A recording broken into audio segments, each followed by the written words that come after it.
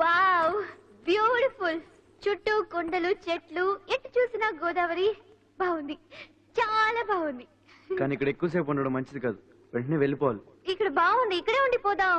ఇక్కడ ఎవ్వరూ లేకుండా ప్రపంచానికి దూరంగా మనిద్దరిని ఆ దేవుడే పంపాడనుకుని ఆ ఆకాశం సాక్షిగా, ఈ భూలోకం సాక్షిగా ఇక్కడే ఉండిపోదాం.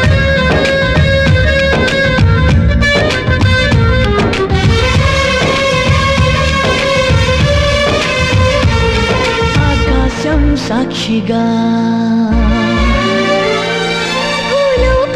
సాక్షిగా,